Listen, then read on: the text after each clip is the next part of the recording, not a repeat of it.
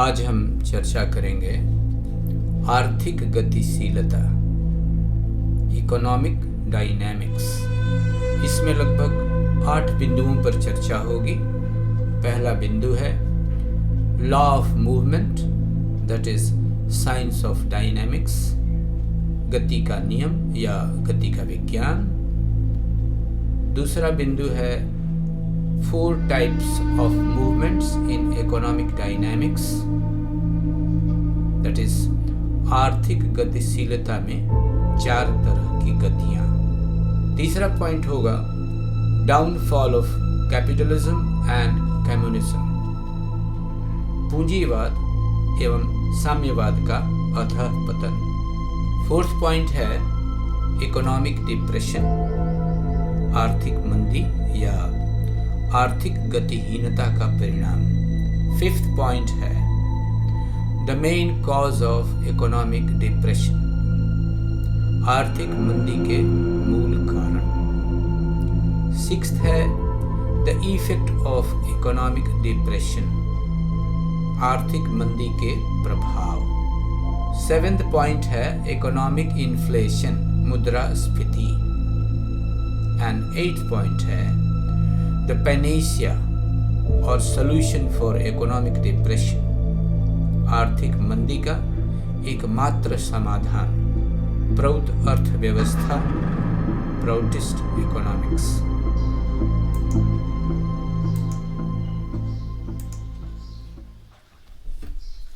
आर्थिक गतिशीलता में आगे बढ़ने के पहले इसमें कुछ टर्म्स हैं जिनको हम लोग समझ लेते हैं।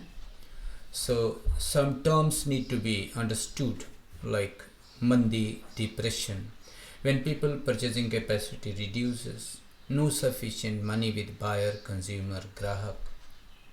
So the economic depression or mandi in Hindi refers to a severe and prolonged downturn in economic activity characterized by a significant decline in GDP, high unemployment rates, decreased consumer spending, and reduced investment. It's more severe and long-lasting than recession. For example, during the Great Depression in the 1930s, there was a widespread unemployment, poverty, and a sharp decline in industrial production, leading to significant hardship for many people. In Hindi, मंदी या आर्थिक मंदी उत्पादन, अधिकतम राष्ट्रीय उत्पाद और रोजगार में अचानक और गंभीर गिरावट के साथ जुड़ी बहुत लंबी अवधि के लिए होती है। इसके परिणाम स्वरूप उपभोक्ता खर्च में कमी, निवेश में कमी और बेरोजगारी में वृद्धि होती है। यह एक आर्थिक मंदी से अधिक गंभीर और लंबे समय तक चलने वाले रोकथाम को निर्देशित करता है। दूसरा टर्म है इन्फ्लेशन या मुद्रास्फीति। Here value of money decreases. This also leads to reduced purchasing capacity, more money for less material. So inflation refers to the general increase in prices of goods and services over time, resulting in a decrease in the purchasing power of money. It often expressed as an annual percentage, indicating the rate at which prices are rising. When inflation occurs, each unit of currency buys fewer goods and services than it did before. For example, let's say a loaf of bread costs $2 this year. If the inflation rate is 5%, next year the same loaf of bread might cost $2.10, that is 5% extra, due to the general increase in prices we call inflation rate. In Hindi, मुद्रा में मान की कमी के साथ यानी मुद्रास्फीति के साथ बार बार होने वाले माल और सेवाओं के मूल्यों में बढ़ोतरी को मुद्रास्फीति कहा जाता है। यह आमतौर पर वार्षिक प्रतिशत के रूप में व्यक्त किया जाता है जो माल के मूल्य में वृद्धि की दर को दर्शाता है। जब मुद्रास्फीति होती है तो हर एक का एक इकाई उसके पहले से कम माल और सेवाएं खरीदने की शक्ति प्राप्त करती है। Now comes the wealth. जमीन जायदाद धन दौलत all comes in wealth. Wealth refers to the abundance of valuable resources or possessions owned by an individual, family, community or country. It includes tangible assets such as money, property, vehicles and jewelry, as well as intangible assets such as stocks, bonds, intellectual property and goodwill. Wealth provides financial security, enables access to goods and services, and often signifies prosperity and success. For example, a person who owns multiple properties, businesses and investments along with a substantial amount of savings can be considered a wealthy person. In Hindi, संपत्ति उसमें समृद्धि और समृद्धि की अधिकता को दर्शाती है जो किसी व्यक्ति, परिवार, समुदाय या देश के द्वारा प्राप्त यह पैसे, संपत्ति, वाहन और गहने जैसी वास्तविक संपत्तियों को दर्शाता है। एक शब्द आता है capital. So capital in the context of economics refers to assets or resources that are used in the production of goods and services. So these assets can include physical items like machinery, equipment, buildings and infrastructures, as well as financial resources like money or investments. अर्थशास्त्र के संदर्भ में capital उपयोग किया जाता है जो उत्पादन के प्रक्रिया में उपयोग किए जाने वाले संसाधनों या संपत्तियों को संदर्भित करता है। ये संपत्तियां भौतिक वस्तुएं जैसे मशीनरी, उपकरण, इमारतें, बुनियादी ढांचे के रूप में हो सकती है। साथ ही वित्तीय संसाधन जैसे पैसे या निवेश भी शामिल हो सकते हैं। इसी तरह से एक और फंडामेंटल बातें आती हैं, द रोलिंग ऑफ मनी।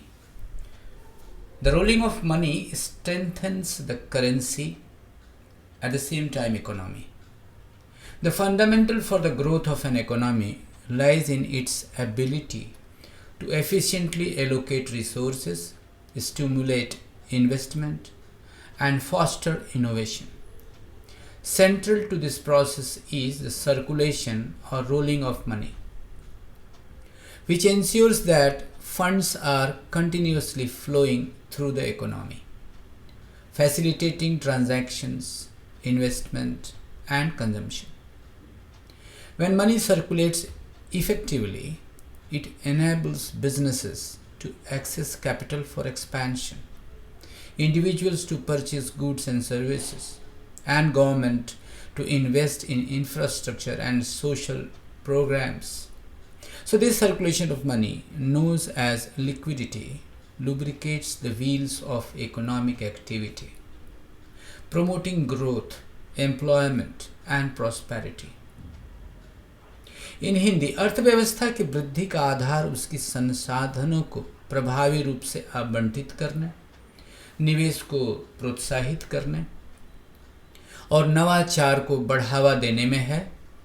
इस प्रक्रिया के महत्वपूर्ण तत्वों में पैसे की चलन या रोलिंग या पैसे के चलने में या उसके रोलिंग में उसको सुनिश्चित करता है कि धन निरंतर अर्थव्यवस्था के माध्यम से प्रवाहित हो रहे हैं, लेन देन, निवेश और उपभोग को सुविधाजनक बनाते हुए जब पैसे प्रभावी रूप से इकोनॉमी में घूमते हैं तो यह व्यापारों को विस्तार के लिए पूंजी तक पहुंचने, व्यक्तियों को सामान और सेवाओं की खरीदारी करने और सरकारों को बुनियादी ढांचे और सामाजिक कार्यक्रमों में निवेश करने की संभावना प्रदान करता है।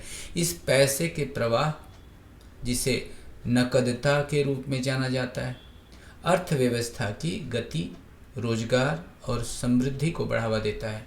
इसी तरह से एक और शब्द आता है recession.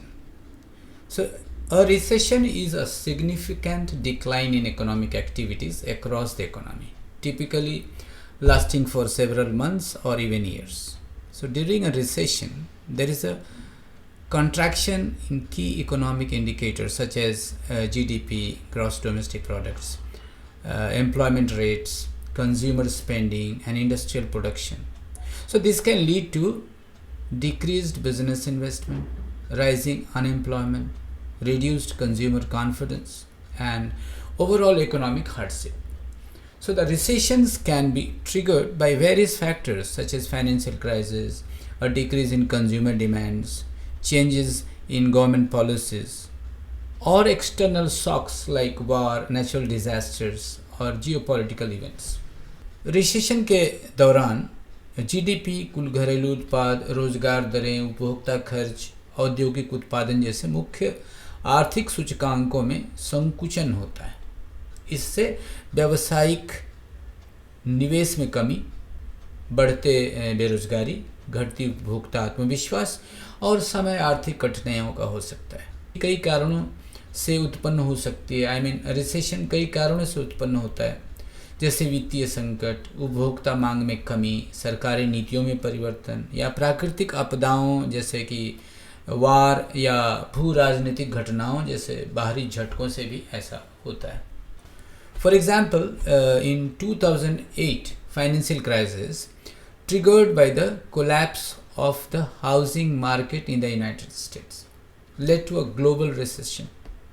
Unemployment rates showed, businesses faced bankruptcies, and consumer spending drastically declined, impacting economies worldwide.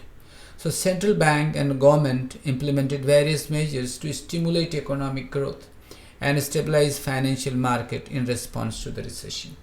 If you go to the time of Krishna, that is where Pandavas could convert Khandprasth into Indraprasth. It was a balanced economy. Everyone had resources. During the time of Krishna, the economy was primarily agrarian and based on traditional practices.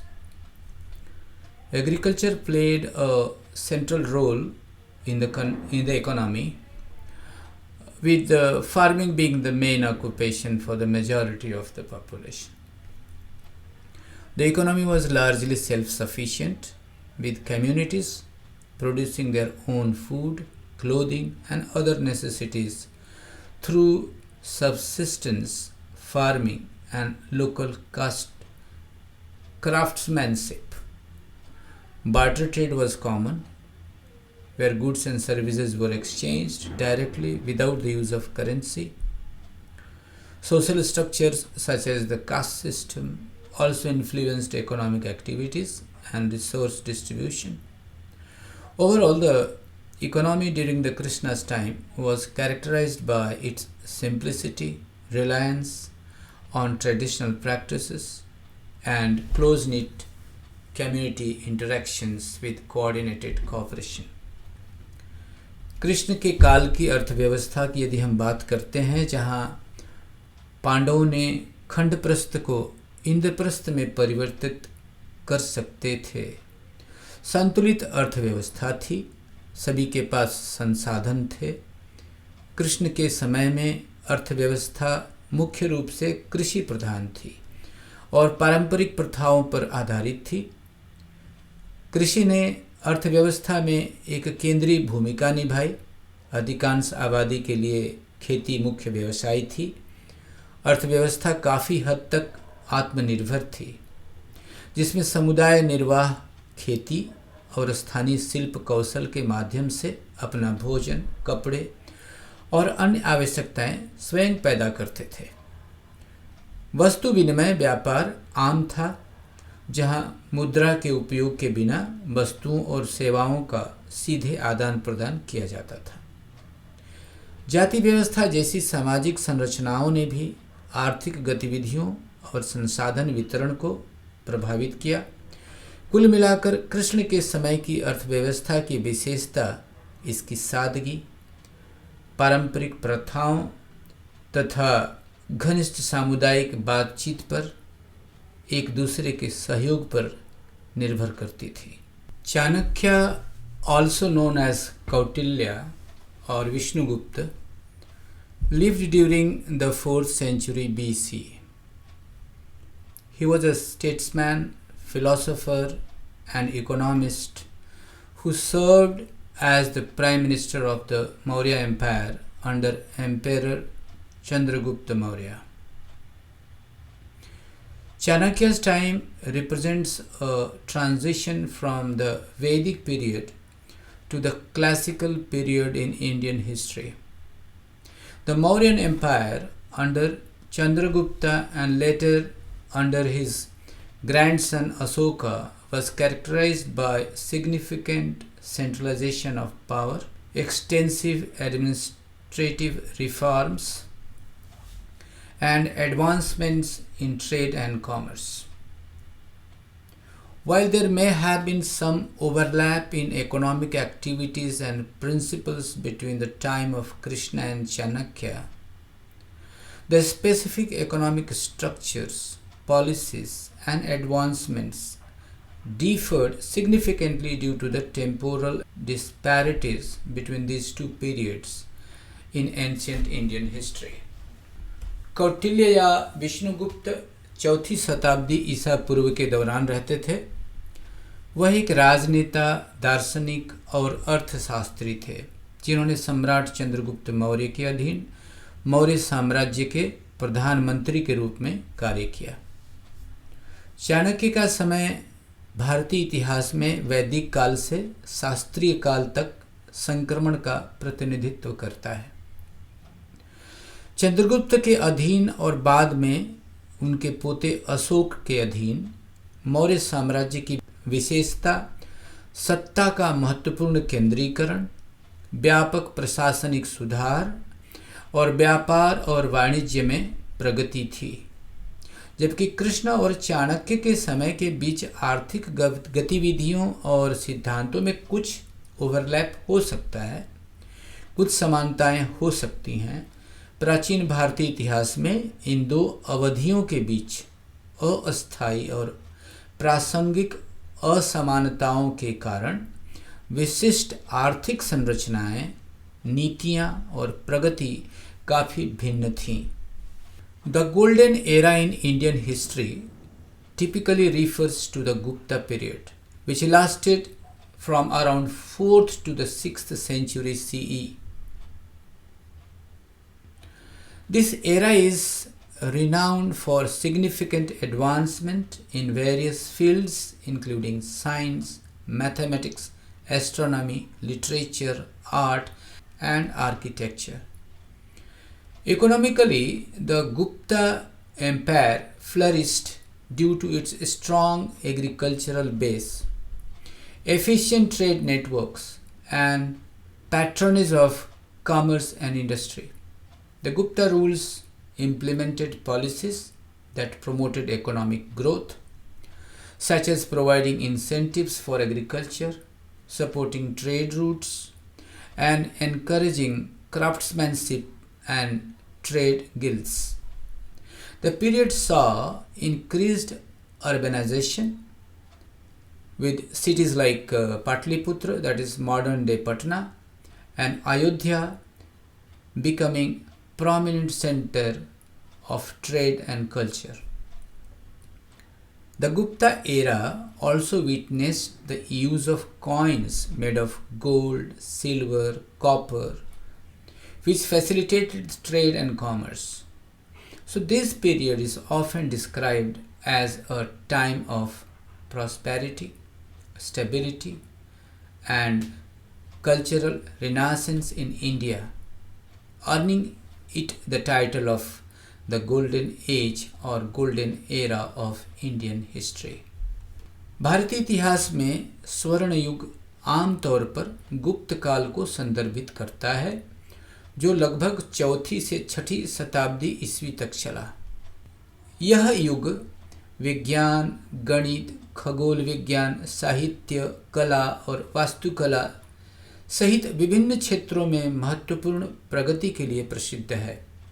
आर्थिक रूप से गुप्त साम्राज्य अपने मजबूत कृषि आधार, कुशल व्यापार network और वाणिज्य और उद्योग के संरक्षण के कारण फला फूला।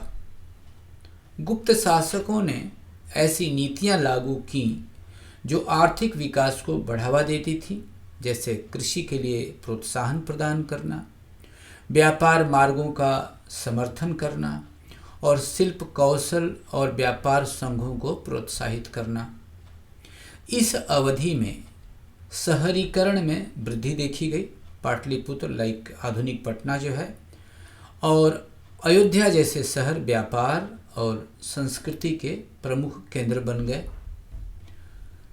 गुप्त युग में सोने, चांदी और तांबे से बने सिक्कों का उपयोग भी देखा गया, जिससे व्यापार और वाणिज्य में आसानी हुई।